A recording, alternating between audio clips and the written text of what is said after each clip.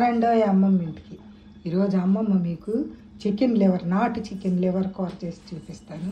దీనిలో కొంచెం ఆయిల్ వేసాను, పచ్చిమిరపకాయ ఒకటి, ఉల్లిపాయ ముక్కలు, ఒక రెబ్బ కరివేపాకు, 2 కొత్తిమీరకాయలు వేసాను. ఇవి చక్కగా వేగనిద్దాం. ఇప్పుడు ఉల్లిపాయలు ఇలా వేగాక ఒక 1/2 స్పూను అల్లం వెల్లుల్లి పేస్ట్ దంచుకున్నది.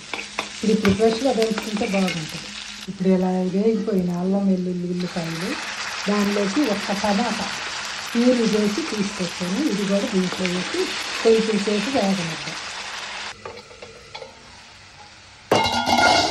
ఇప్పుడు మనం ఈ టమాటా కూడా ప్యూరీ కూడా వేగి ఆయిల్ పైకి వచ్చింది కదా. ఇప్పుడు మనం దీనిలోకి 2-3 సార్లు కడిగి పెట్టుకున్న చికెన్ లివర్ని వేసేద్దాం. చూడండి, ఇది వేసి ఇప్పుడు దీనిలోకి సరిపడా ఉప్పు కారం వేద్దాం. ఉప్పు కారం వేసేసి చక్కగా బాగా కలిపేసి మూత పెడదాం.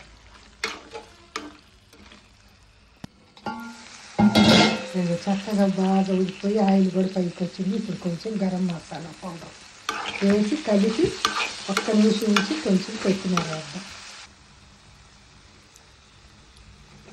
అంతే, లివర్ కర్రీ, నాటుకోడి లివర్ కూర సూపర్. ఇది కలుపుకోవటానికి కూడా బాగుంటుంది. అన్నంలో కలుపుకోవచ్చు, చపాతీలో తినొచ్చు, రోటీలో తినొచ్చు.